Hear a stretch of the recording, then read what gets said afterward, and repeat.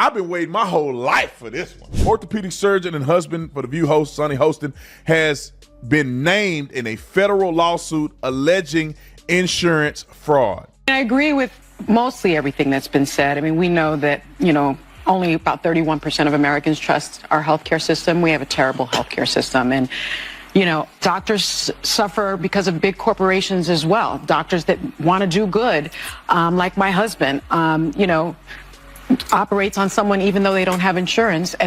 People have to wonder, where does Sunny Hostin get her opinions? Yeah. Like you said, and it's obviously from her husband. She has to tell her what to say on The View, because without it, she's got nothing up there. Sunny Hostin just learned the hard way that karma doesn't knock. It barges in with Gutfeld cracking jokes and Tyrus ready to body slam. Picture this: a $450 million financial implosion, followed by a verbal beatdown so savage it could cause signal loss. These two didn't hold back, turning her misfortune into a masterclass in mockery. What unfolded wasn't just commentary, it was a roast session that left no ego unscorched. She is not implicated in the lawsuit at all, but it's just, Pat, you're married. Tom, you're married. If your husband's doing something, if he's allegedly doing something like this, you guys would know if your wives were up to some nefarious stuff. Let's just not forget who she is. She's been, for years, lecturing America about morality, inequality, systemic failures, and look at her track record. How many times has she had to go on in the past 2 months and look at the camera and do a legal apology for all the stuff that she said on the show? In the criminal case now, the prosecutors are like, oh, really? Well, how about we add some additional fraud charges onto you? And they're talking about threatening him with insurance fraud, which I would say you could get about 20 years in prison. So that's a death sentence. Picture this. You're sprawled out in your $5,000 designer lounge chair, the kind that says, "I suffer for style," nursing a glass of hand-frothed, guilt-free oat milk. Pinky raised, obviously. Then ding, your inbox floods with legal notices like it's Cyber Monday for terrible life choices. Do you freak out? Of course not. You grab your trusty cloak of moral high ground, fire up the camera, and lecture the world like it's a classroom of climate offenders who dared to use plastic straws. Their brains are small. But who's the dumbest one of all? True, none of them are in Mensa, but who's the most densa? Perhaps it's Sunny who mastered the art of making idiots look smart. Now, The View could ask a mirror who's the dumbest one of all, but there's no way that glass doesn't shatter. Welcome to Sunny Hostin's personal PR purgatory, the kind of week that feels hand-delivered by the Karma Committee. Yes, that's Sunny Hostin, The View's queen of smug superiority and unsolicited lectures. The woman who could shame a lamppost into self-reflection, who once gave a 10-minute crash course on institutional oppression to a ficus and left it weeping, all while blissfully sidestepping the financial H-bomb detonating in her own living room. The problem is that you have to go after the racist people. And if the CEO goes, you know what, I'm not going to allow a woman on my show, or man, that will go after white America and talk about them like dogs. That doesn't represent our ideals or values for anyone. And get rid of those people, and this will clear up real quick. So do you have to actually look in the mirror and clean up your own backyard and get the racist people out? Because that's who you allowed in. You allowed black racists on TV who could just go all day and say anything about white people. And I guess lo and behold, they forgot that there's a lot of people at home, white people at home during the day, that are not watching your show anymore. So just clean it up. Yeah, Emily.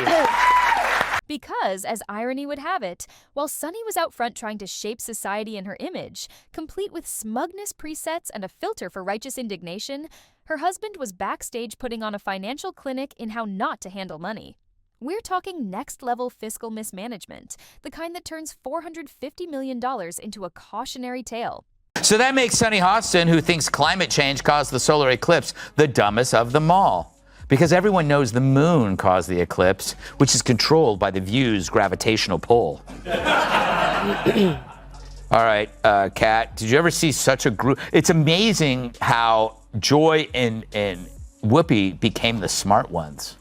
Enter a $450 million court case that crash-landed into Sunny Hostin's life like a rogue latte in a Starbucks parking lot. Most people would lay low after such a financial implosion. Not Sunny. She strutted back onto The View, radiating the same moral superiority you'd expect from someone grading your soul like a term paper. But fate and comedy, had other plans, courtesy of two verbal wrecking balls, Greg Gutfeld and Tyrus. Gutfeld, ever the espresso shot of snark, saw the situation as a gift from the satire gods. He's never seen The View as anything more than reality TV with cue cards and delusions of grandeur. So, when Sunny's husband's fiscal faceplant made headlines, Greg raised an eyebrow, then launched a masterclass in mockery. His take? Sunny lecturing America on ethics while her own house financially burns is like getting dating advice from the Jersey Shore reunion tour. Harsh? Yes. Off the mark. Not even a little. It's not even that. And The View, you don't need to find Trumpers. You need to fire your race baiters. Yeah. You need to fire the two races. You've had people. You had a McCain on there. You've had people on there before, and you ran them off. So the racist ones who want to stick to this, Whoopi and Sunny, and the, was it Bette Midler? What's her name? Yeah, broke-ass Bette Midler. Fire them and bring people in. Maybe you could get McCain to come back. She was a Republican, but every show and every break, she was nearly in tears because she was being attacked. Greg's takedown wasn't just commentary, it was performance art. He painted Sunny as the poster child for ironic detachment, sipping champagne on live TV while her personal finances got shredded in a fiscal wood chipper. The message? If hypocrisy had a soundtrack, Sunny would be twirling in a feather boa to it. And the audience? They devoured it like it was free Chick-fil-A. Reddit went into meme overdrive, Twitter erupted, and the internet crowned Sunny the new face of tone-deaf moralizing. But just when the roast seemed to cool, the second act stomped in. Tyrus. Calm, composed, and lethal. Tyrus doesn't shout. He doesn't need to. He lets gravity do the talking. And Sunny? She got the full steamroller. He posed the question no one at The View dared ask. How does someone obsessed with moral optics completely miss the fiscal tidal wave crashing through her own home? Then, with surgical calm, he tore into the absurdity of preaching from a collapsing pedestal. Hostin's obsession with race gets thrown back in her face. Today's video comes to us from Sunny Hostin. Sounds like a town. We're in Sunny Hostin. She was on PBS's Finding Your Roots, a show dedicated to researching celebrity ancestry. For context, Sunny is a staunch supporter of reparations and has made a fortune spewing nonsense about white privilege and racial justice. Well, turns out she's not as oppressed as she claims she is. She's actually the descendant of slave owners from Europe. And it is funny, she's so wrapped up in identity and she had no idea who she was. Tyrus's analysis didn't just land, it carved deep. He framed Sunny as the walking stereotype of elite cluelessness, wagging a finger at Middle America for not being woke enough, while her own financial Titanic had already hit the iceberg. This wasn't just a bankruptcy story, it was a branding collapse. Sunny had built a career on the illusion of intellectual infallibility, only to be undone by something as basic as bad bookkeeping. That's like Gordon Ramsay torching microwave popcorn. If Greg Gutfeld was the roast master, Tyrus was the wrecking crew. While Greg skewered with satire, Tyrus leveled the stage. He called out The View for what it's become, a pageant of outrage where accountability is just another costume piece. The irony was glaring. On one screen, Sunny Hostin, self-proclaimed moral compass, scolding America. On the other, a $450 million crater of chaos in her own home. Credibility? Vaporized. Public trust? Torched. The View? Reduced to theater minus the believability. Sausage maker Johnsonville is recalling more than 42,000 pounds of pork sausage for possible contamination with plastic fibers. Fortunately, authorities were able to track all 42,000 pounds to a single location in New York City. And what did the View crew do in the face of Sunny's financial fiasco? They circled the wagons in peak denial mode. No reflection, no acknowledgement, just more condescension gift-wrapped in glittery delusion. One panelist even chalked up the backlash to sexism, as if pointing out hypocrisy after a $450 million implosion is somehow an attack on women. Meanwhile, Greg and Tyrus kept the heat on. Greg mocked the absurdity of Sunny condemning billionaires while starring in what looked like a real-life financial crime drama. He quipped that The View's next season would be brought to you by GoFundMe and foreclosure notices.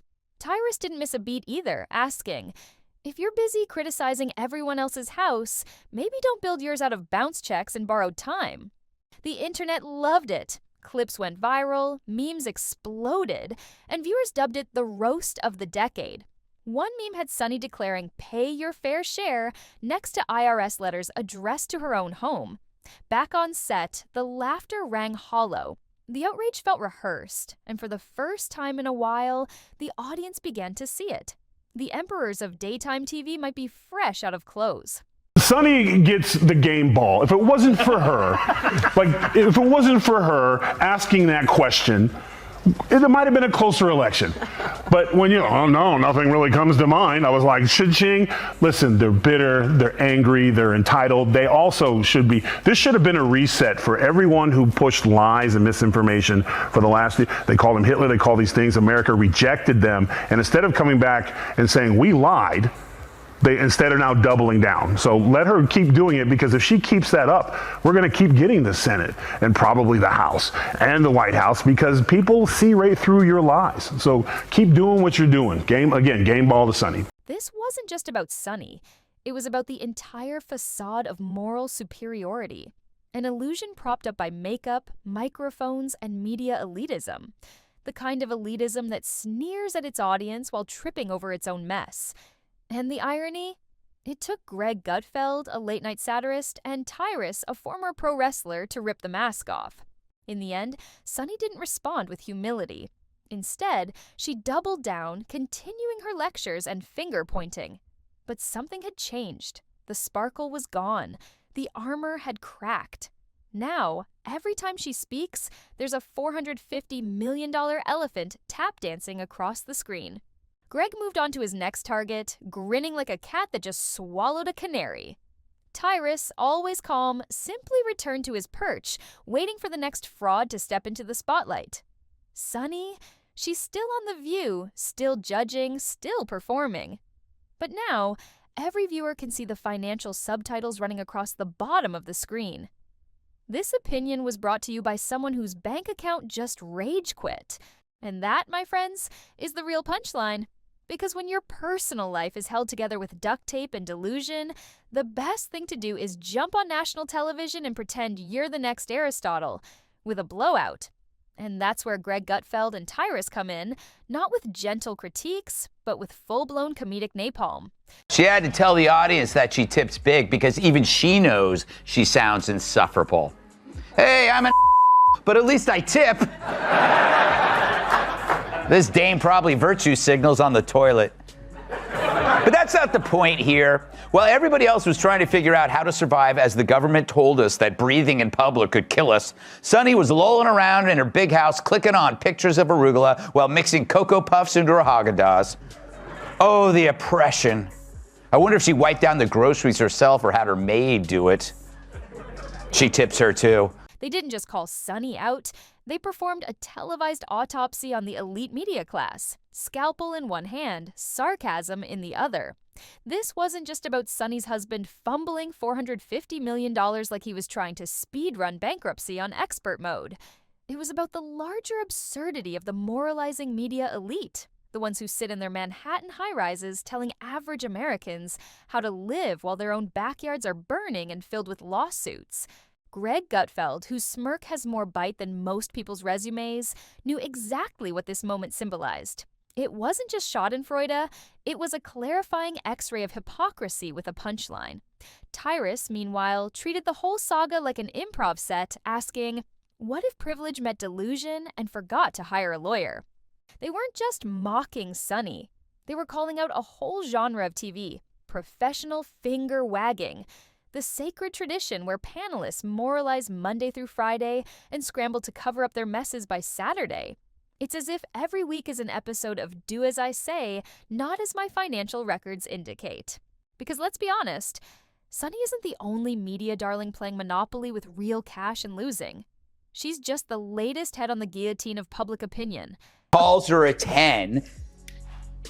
I mean, How dare she objectify a woman with a sexist rating system? But it's such a typical thing from a 1.5. Well said. The larger message, hypocrisy isn't just ugly. It's expensive, like $500 million and a humiliated brand expensive. Who knew that karma came with a balance sheet? While Sunny and her fellow View co-hosts sip their coffee and pass judgment like it's communion wafers, America is starting to tune out. Not because people don't care about the issues, but because the messenger keeps slipping on her own banana peels. What Greg and Tyrus revealed loudly, hilariously, and with zero mercy is that the American public is starved for authenticity, not another canned outrage session from people who wouldn't last 10 minutes outside a green room. That's why Gutfeld's ratings are spiking, while The View clutches its pearls and hemorrhages credibility. Audiences aren't asking for perfection. They're just tired of being condescended to by folks who couldn't audit their own credit card bill without hiring 3 interns and a crisis manager. Now, let's talk about The View as an institution for a moment. It once tried to be a place of spirited debate where diverse women could hash out ideas and occasionally agree to disagree. Fast forward to now, and it's basically a Broadway adaptation of a group chat gone nuclear. Every segment feels like a courtroom drama, minus the facts and plus 10 gallons of self-righteousness. People have to wonder, where does Sunny Hostin get her opinions? Yeah. Like you said, and it's obviously from her husband.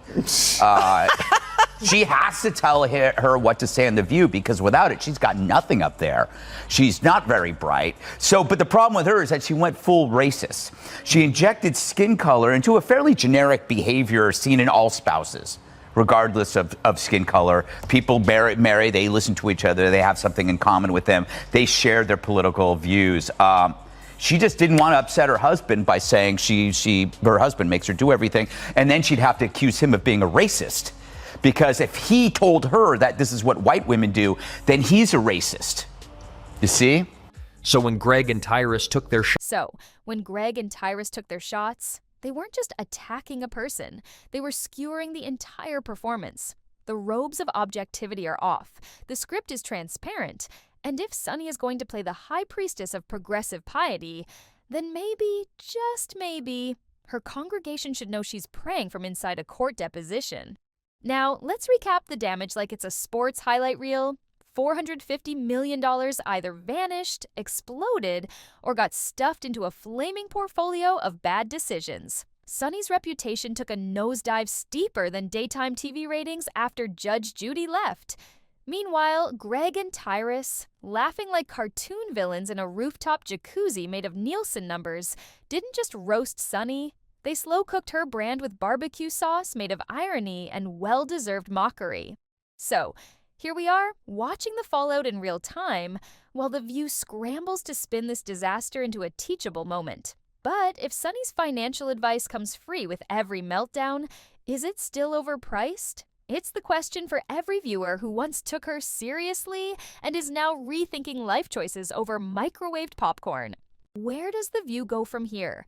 Can it recover from this PR flamethrower to the face? Or is this finally the moment to jump the shark, wearing a bedazzled bankruptcy suit and quoting Foucault? Because if this is what moral authority looks like in 2025, half scandal, half smug monologue, and 100% blind to irony, maybe it's time we all change the channel. Or at least upgraded to commentators who know the difference between ethics and theater. Moral of the story? If you're going to dish out life advice to millions, make sure your own life isn't an episode of The Real Housewives Bankruptcy Edition. Otherwise, Greg Gutfeld will roast you, Tyrus will flatten you, and the internet will meme you into eternity. The View may still be on the air, but after this, the audience is watching with popcorn, not for insight, but for the next glorious train wreck. And Sunny? She might still be Sunny in name, but let's be honest, that forecast is looking bankrupt with a chance of clapbacks.